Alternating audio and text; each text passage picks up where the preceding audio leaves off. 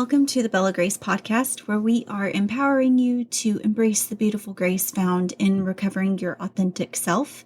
And we are doing that this season by sharing stories of people who have found recovery, who are living a sober life, and who are having fun doing it. So normally I have a guest on to tell their story, but this weekend was my birthday weekend, and so that is why I look so tan if you are watching this on YouTube. But yeah, it was my birthday weekend, and I had so much fun celebrating with some of my friends, some of which have been on this podcast, and you've heard their stories, and some of my other friends who you haven't had the chance to meet yet, but I'm sure you will. But yeah, so I wanted to make a quick episode this week and just talk about how you can start your own sober journey. So many of my friends are living a sober life and loving it and having fun doing it. And then I have my friends that are, my husband and I are friends. And so some of them drink and some of them don't. And what I realized this weekend was that when I was drinking, I was the type of person who, when I started drinking, there was no stopping it. I was going to drink until I passed out, and that was just how it was. I had no off switch. And I was hanging out with some friends today for a birthday party of one of our kiddos, and there were quite a few of our friends who were there having fun, enjoying the birthday party, had a beer or two, and were fine. That wasn't me when I was drinking. I did not have that ability. I didn't have an off switch. And so that's why I decided to go sober.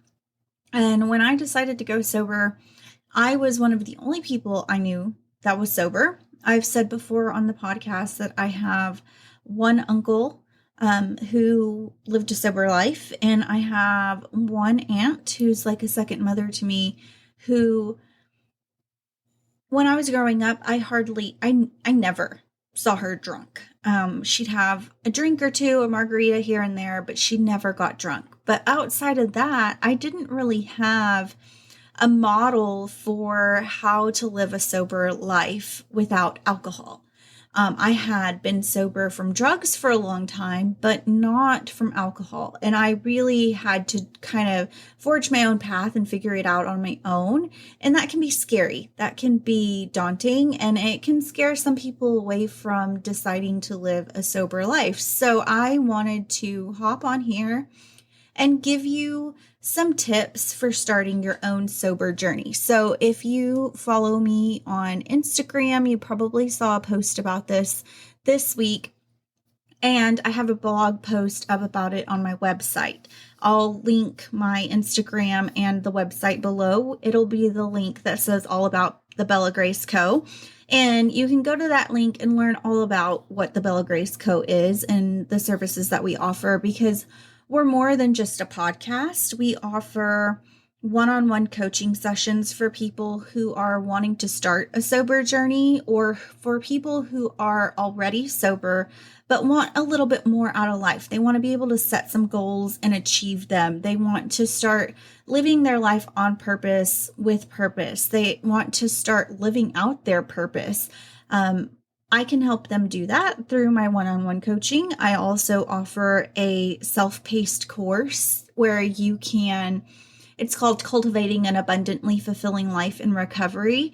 And all that really is it's relearning how to have fun, learning new coping mechanisms, and really setting a vision for what you want your life to look at in the years to come.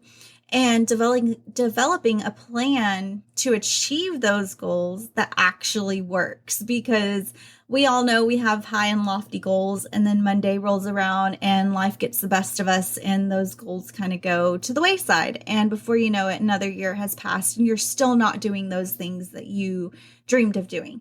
And so what this course does is it takes you from where you are now to where you want to be by developing a plan that actually works, and by figuring out how you have fun, so that you have that fun to fall back on when the course force for change gets tough. And so you can find out all the information on that and how to get started via the link below, the All About Bella Grace Co. link.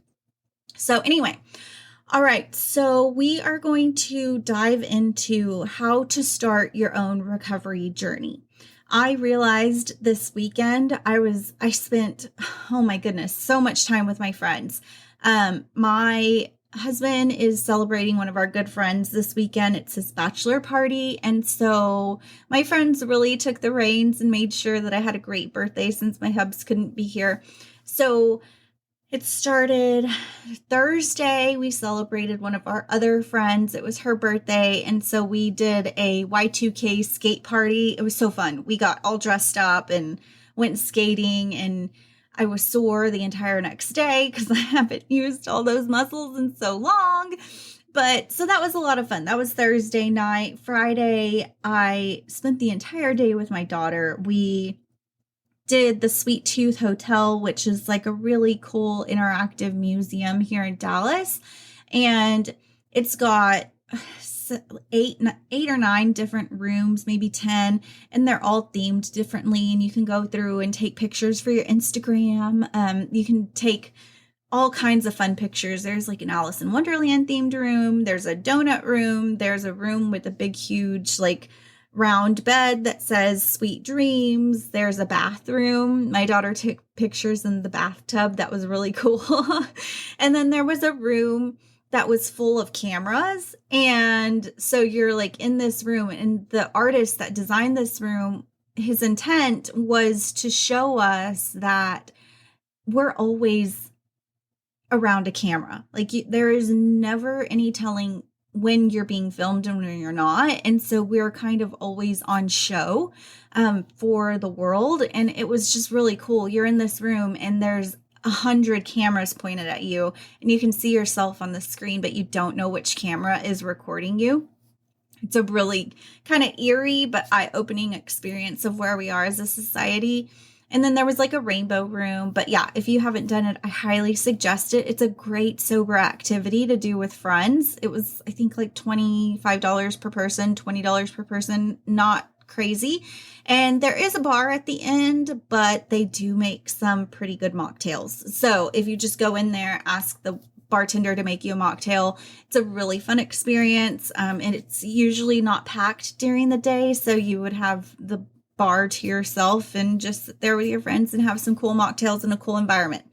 So anyway, we did that on Friday, and then we had lunch at a really cool Asian street food place in Deep Ellum here in Dallas. And the waitress hooked us up with some great mocktails.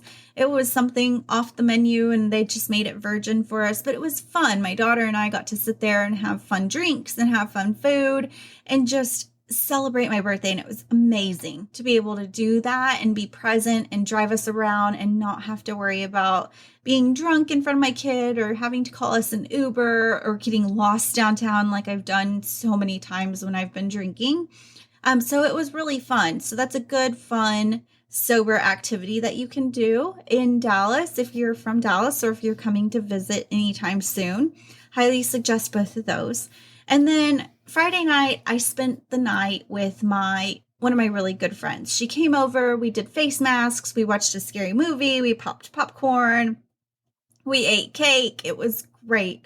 And she's been one of my really good friends through all of this season of my life, who has been there to pray with me, to stand with me, to sit with me, just to be there for me. And that's one of the things we're going to talk about later on in the episode, is having a support system. But she has been integral in my support system in these early years of sobriety. And so I'm really grateful for her. And then on Saturday morning, let me get my day straight. My friend Joe, you can go back and hear his story. His story was about growing up Latino and being a sober Latino. And so he was on the podcast earlier this season. I believe he was the first person this season that I interviewed. So if you haven't heard his episode, I highly suggest you going back and doing that because his episode was powerful. But he and my friend Tracy came over on Saturday morning, and we made chocolate chip pancakes, blueberry pancakes, and we had no mimosas. This brand called Frey, F-R-E, has a really good de-alcoholized champagne. If that's your thing and you're okay with that, then I highly suggest it. It's a really good one. It's not super sweet, so it's good to make no mimosas is what we call them, the no alcohol mimosas. And so that's what we did on Saturday morning, and it was amazing. We had great conversation. Nobody got drunk. We just enjoyed each other's company and had meaningful conversation. And then we went to the pool with another set of my friends, and these two girls, I'm really thankful for them. They both drink. They're not heavy drinkers. They'll have a drink here and there. They'll have one or two, whatever. But they have supported me in my recovery. And I actually hang out with these two girls and their spouse, or one of their spouses anyway. At least once a month, we have our group outing and we go out and do stuff. And they are both really great at helping me look for mocktails on the menu. They'll scope out the non-alcoholic beer and say, "Hey, Teresa, they have 5 options for you to choose from." They're super supportive of my sobriety, and I love them for that. And I'm so thankful. And actually at the pool, our first round of drinks, I had a Red Bull because I was dying. I was no energy. And so I had a Red Bull and they had their drinks, whatever. And then the second round, I said, I'm going to go in and see if the bartender can make me a mocktail. And they said, "You know what? We want one too." And so we all 3 went in, we ordered a mocktail. The bartender was great. He was excited to make us mocktails. He said, "This is actually on our menu," gave us the name of it. He said, "Next time you come, you just ask for this and they'll know exactly what you're talking about." So kudos to that bartender, because we've run into a few bartenders along the way in different places that kind of scoff at us. Like, "You mean you want something without alcohol? Why are you here?"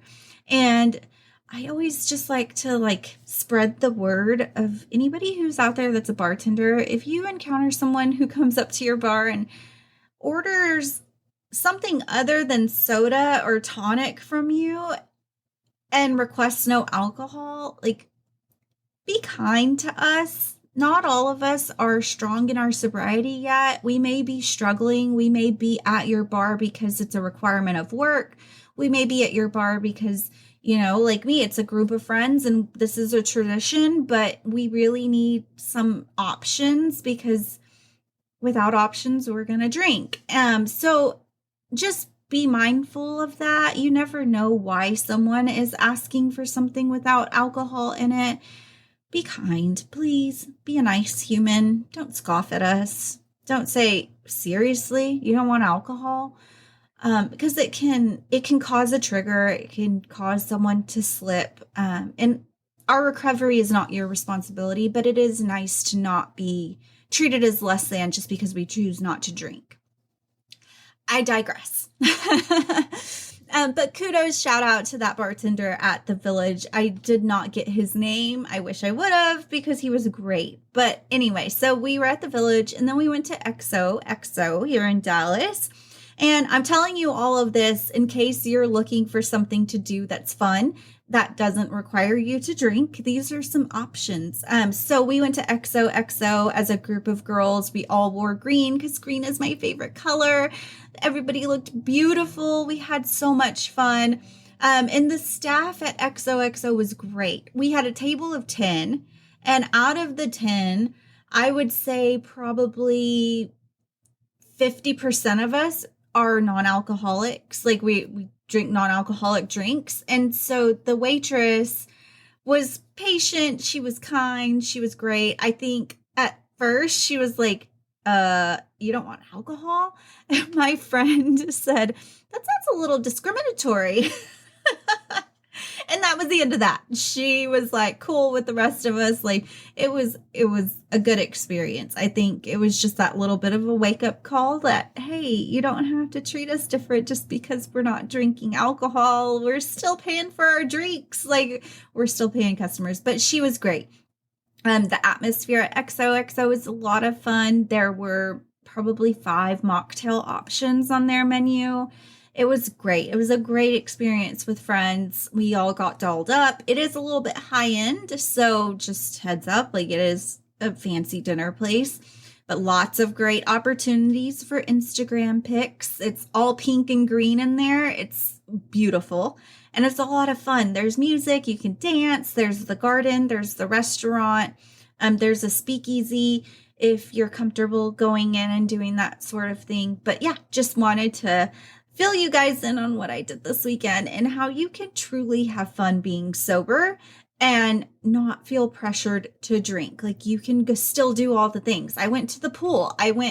We had a pool day. We went into a fancy dinner. We had fun at this interactive museum. Like we had Asian street food at a really trendy place in Deep Ellum. So you can still have fun while you're sober. So if you want to see any of the highlights from this weekend, check out the locations that we went to.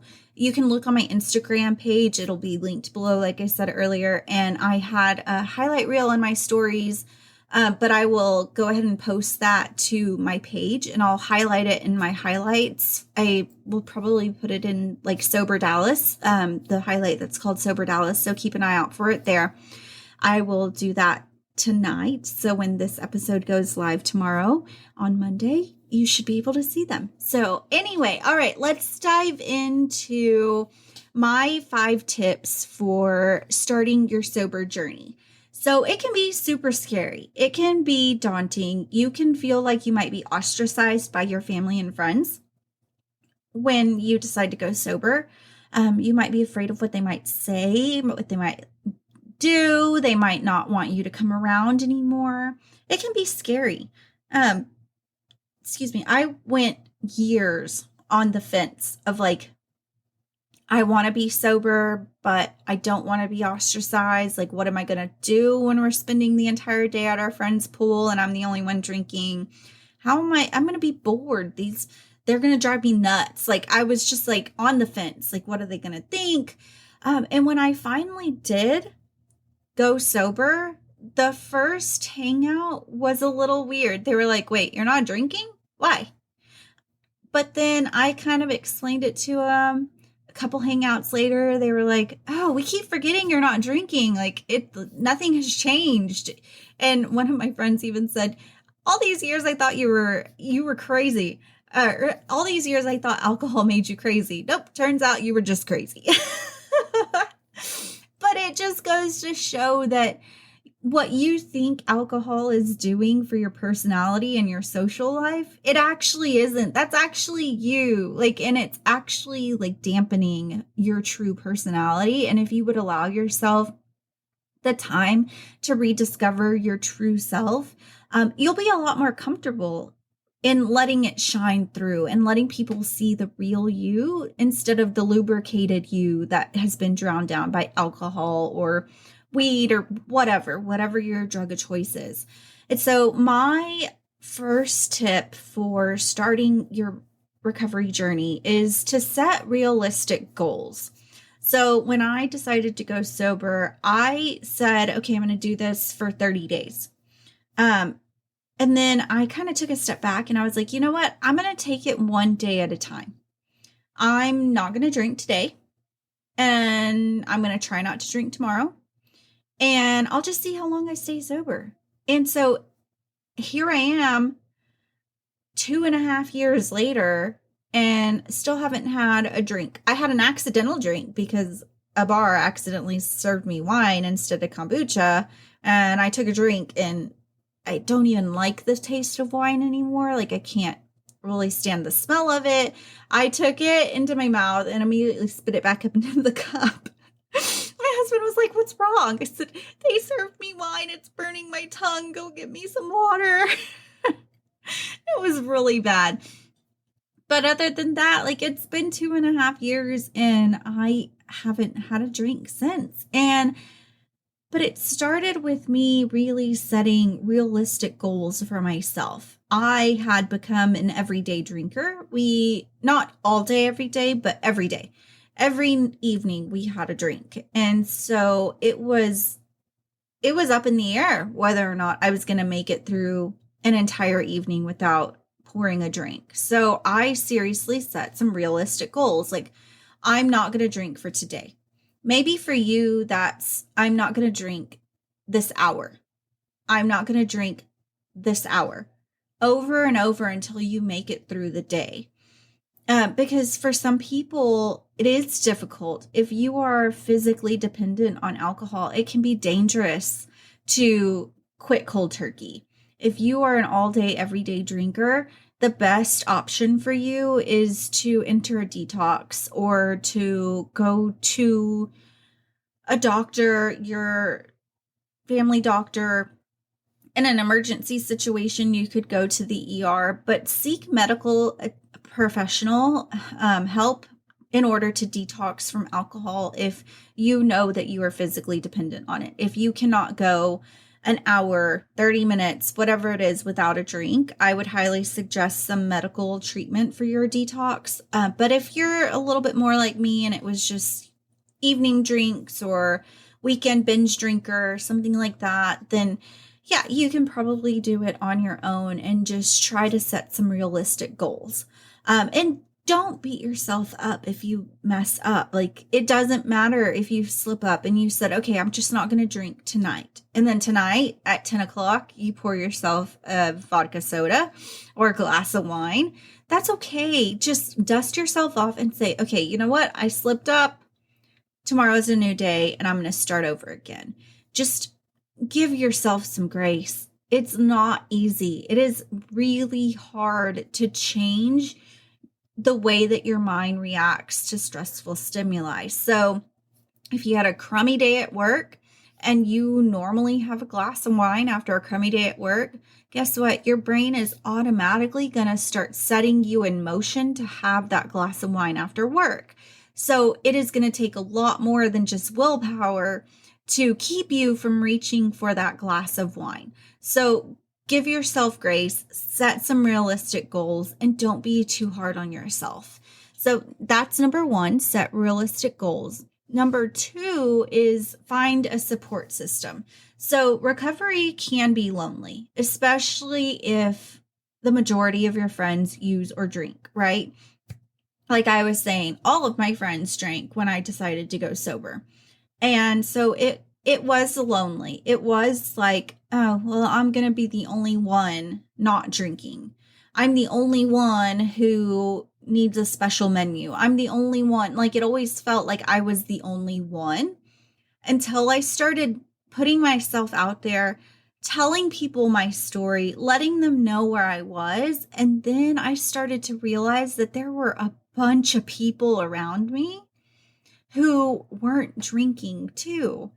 And I started to build the support system. So like I said, at my birthday party this weekend, 50% of the women at the table do not drink.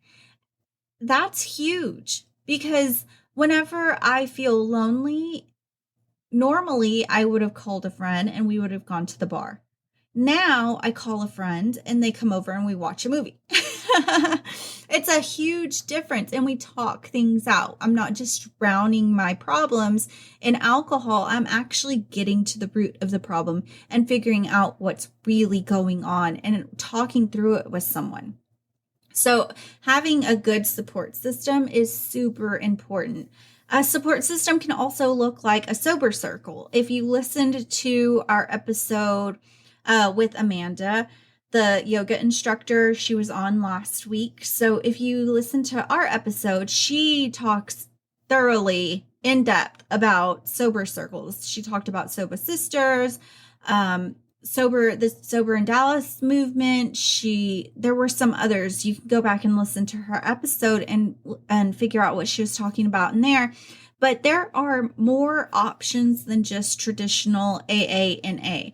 There are lots of sober communities out there. If you just hop on Instagram and search sober community, sober group, sober in your city, there are tons of people who are living a sober life and who would love to partner with you and be your support system, even if it is virtual. Who cares? We live in a virtual world. Hop on a Zoom and talk to these people, get to know them.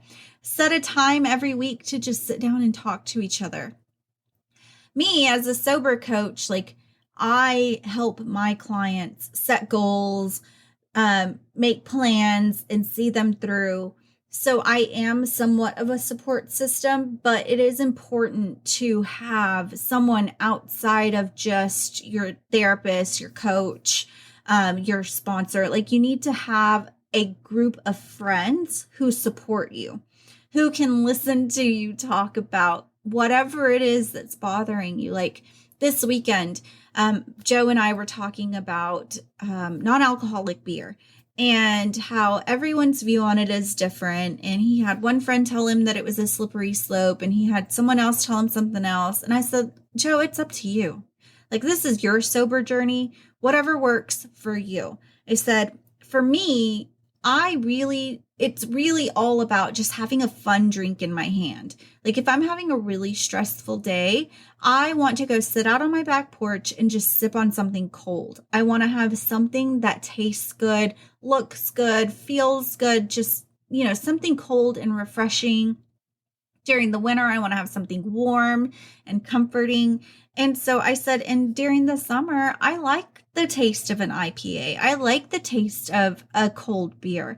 And so for me, the non-alcoholic beer is great. And so having that support system between Joe and me, I was able to like talk with him about it. And he was like, yeah, I feel the same way.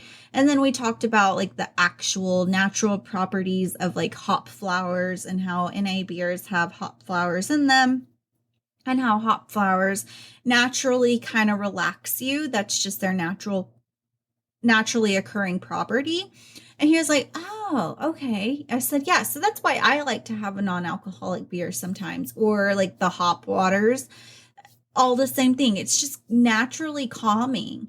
And sometimes you need that. But the whole point of this was to say, like, had Joe and I not had that conversation, he may not have known this, and he may have been holding himself back from something that could really help him in his sober journey. So it is important to have a circle of sober friends who you can bounce ideas off of, who you can talk things through with. So that's number 2, is find a support system so that you don't feel so lonely in recovery, because I guarantee you, you are not alone. There are hundreds of thousands of Americans out there living a sober life and having so much fun doing it. So don't do it by yourself. Get you a support system. All right, number 3 is take care of yourself. Recovery is not just about overcoming the addiction. It's about taking care of yourself. So this means eating healthy, getting enough sleep, and exercising regularly. So taking care of yourself so that you feel mentally and physically better. So when you stop drugs and alcohol, your body is going to naturally detox. It's going to get rid of all those toxins that you've taken in from the drugs and alcohol. And so you'll be tired. You might feel whatever withdrawal symptoms are associated with whatever substance you've been using.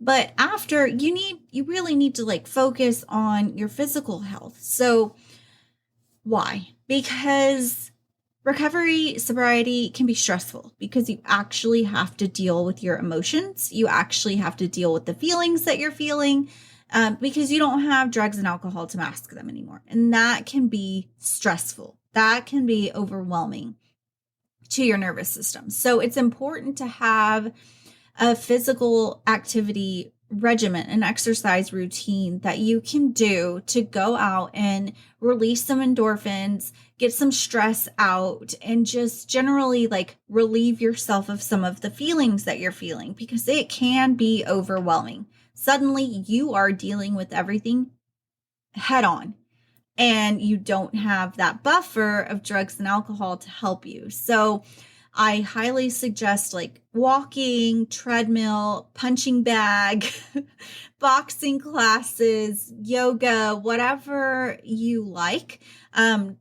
Find something that you enjoy doing. There has to be something physical that you enjoy doing. Maybe it's just chair exercises with some little baby weights, something to get those endorphins going and to make yourself feel better. It's also going to help your self-esteem. You're going to feel good. You're going to feel like you look good, whatever. That's also a boost for your sobriety journey. I have a blog post and an Instagram post about this. You can click the show notes below and go to that All About Bella Grace link, and you can read the blog post there. And it's all about why exercise and a healthy eating routine are important in your recovery journey. So if you haven't read that, I highly suggest you go back and read that.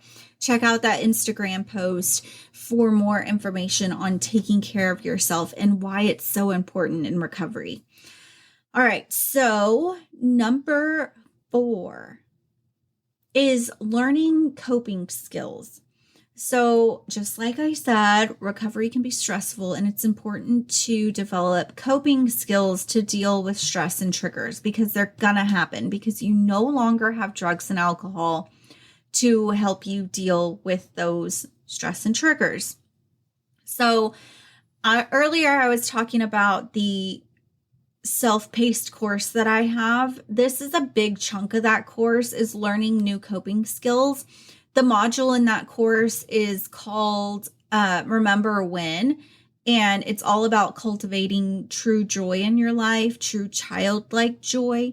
And the reason we do that is because those things that bring you joy can be your coping mechanisms that can take the place of what drugs and alcohol used to do.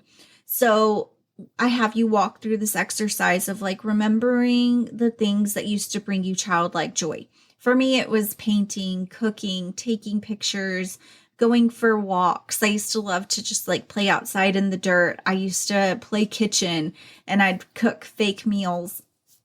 I used to love to color. I've always loved to write. And so in early sobriety, those were the things that I did when I felt stressed or triggered. I would go into my art room, which is where I am filming this from. And I have a dresser full of art supplies. And so I would just come in here and start gluing stuff together, start painting stuff, whatever it was, to kind of distract myself and get past that trigger so that I didn't drink. Sometimes I would go for a walk around my neighborhood. One side of our neighborhood is really wooded and it has a lot of trees and it's really pretty. So I used to go walk on that side of the neighborhood, because for me, a good coping skill is to get into nature and to just enjoy the green and look at the trees and the flowers and the bugs. Like, just seeing nature happen around me reminds me of how tiny my existence is and how my problem that I'm facing right now is not really that big in the grand scheme of things. So I invite you to find new coping skills. What is it? Is it running? Is it photography? Is it bike riding? Is it rollerblading? What brings you true joy? Is it cooking a really great meal and sharing it with somebody? Is it reading a book in your favorite chair? What is your coping skill now that you don't have drugs and alcohol to fall back on? It is super important to have this, because you will be triggered. You will.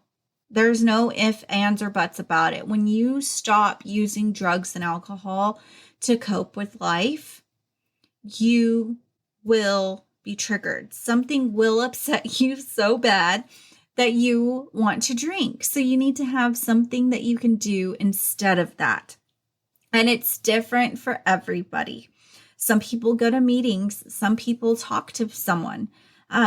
This is where a coach or a counselor or a support friend, a peer recovery support person, can come in handy. Someone who understands addiction, someone who understands sobriety, that you can hop on the phone with and talk through this situation with.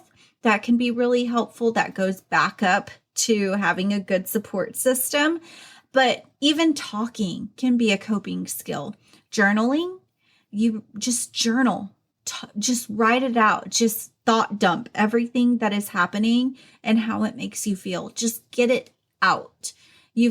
That's basically what a coping skill does, is it helps you get the emotions out of you so that you can process them as they exit, right? So the anger is leaving you through the activity of taking a kickboxing class so that you can think about, why am I mad? What is driving this emotion? And then you can try to start to figure out, okay, I get triggered when there's extreme traffic on the highway. Okay, so how about you find a different way home?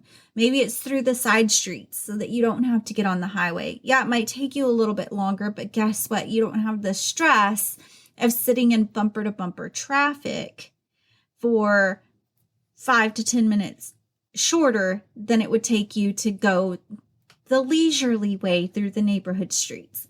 So you can start to uncover what is driving your desire to drink by taking the time to actually process those emotions and then get them expelled through your new coping mechanism.